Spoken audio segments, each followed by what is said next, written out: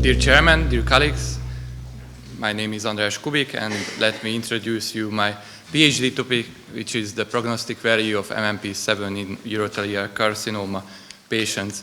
So as a trained urologist, my vision would be to empower patients through excellence in the care they receive from me.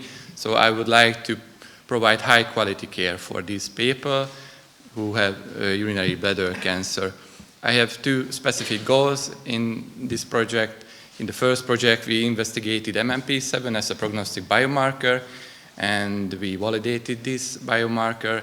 And in the second topic, we investigate the prognostic factors and treatment modalities in rare urinary bladder cancer tumors like small cell bladder cancer.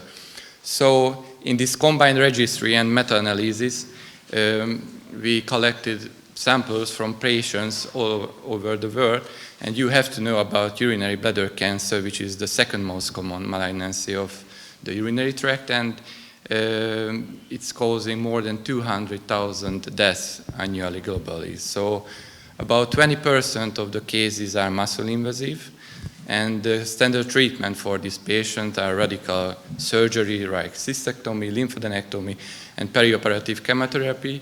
And despite this radical procedure, only half of the patients will benefit from this radical treatment, and 5-year survival is less than 50%. And therefore, there is a crucial need for prognostic biomarkers to predict patients' outcome. So therefore, we would like to assess the prognostic role of MMP7 in urothelial carcinoma patients. About a few words about matrix metalloproteinases, which are proteolytic enzymes, and they induce cellular processes relevant to tumor growth, apoptosis, and angiogenesis.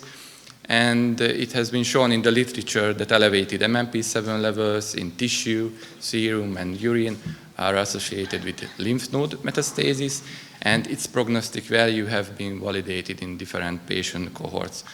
So we drafted the next clinical question for our registry: do patients with elevated pretreatment MMP7 levels have worse overall survival rates? We use the PICO framework with muscle-invasive bladder cancer patients. Preoperative and postoperative MMP7 levels would measured, and we, as main outcome, we investigated overall survival. So we hypothesized that muscle-invasive bladder cancer patients with lymph node disease and high MMP7 levels have poorer prognosis. And just showing you my retrospective 2 cohort analysis with 87 muscle-invasive bladder cancer patients collected between 2008 and 2013 in Essen, and with 68 muscle-invasive bladder cancer patients collected between 2014 and 2018 at the Semmelweis University at the Department of Urology. We found that patients with higher MMP7 levels had worse overall survival. What's the question for the meta-analysis parts? Can these MMP7 serum and plasma levels predict disease progression in urothelial carcinoma patients? We investigated high and low MMP7 levels preoperatively, and the main outcome was overall survival. So hypothesized that MMP serum and plasma levels are prognostic indicators of urothelial cancer patients' outcome. We used the PRISMA 2020 flowchart with 456 articles, and on the end, 6 eligible full text were selected. And for these patients, the main outcome was overall survival, and we saw that the hazard ratio of 2.6900, which is clinically relevant and statistically significant, suggests that the probability of mortality for these muscle-invasive bladder cancer patients with elevated high MMP7 levels were 2.7 times higher. So this is the first meta-analysis in the aspect of MMP7 levels in urothelial cancer patients, and we also perform an additional post-hoc cohort analysis regarding the surgical decision-making, regarding the extension of the lymphadenectomy, meaning extended standard lymphadenectomy, and this was a quite homogeneous population, as you saw. We also have limitations because the different cutoff levels of MMP7, we only collected articles with serum and plasma MMP7 levels, and they were retrospective studies.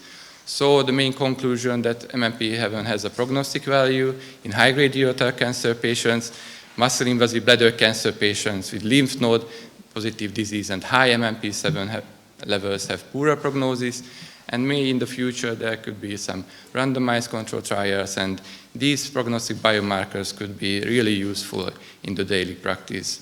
We finished the article writing and we already submitted it in March.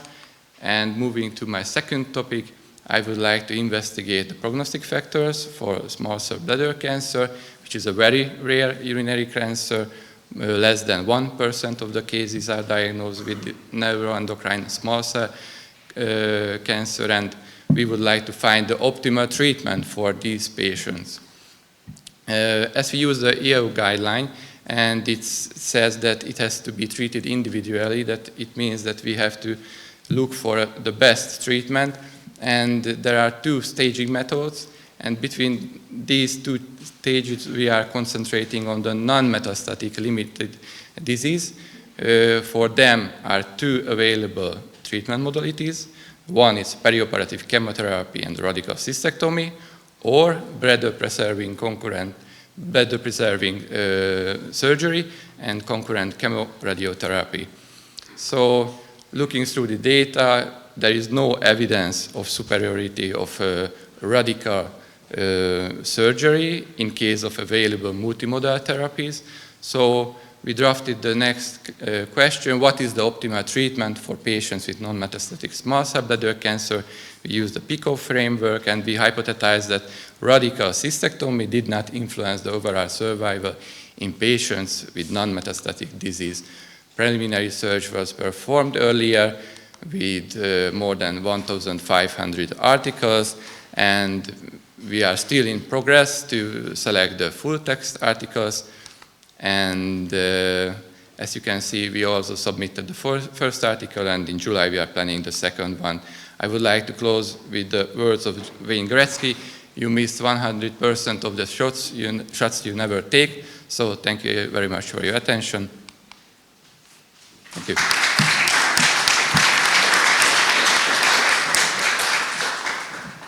Yeah, I mean, I just would like to make the note that this paper has already been submitted. So this is great. I think this is great.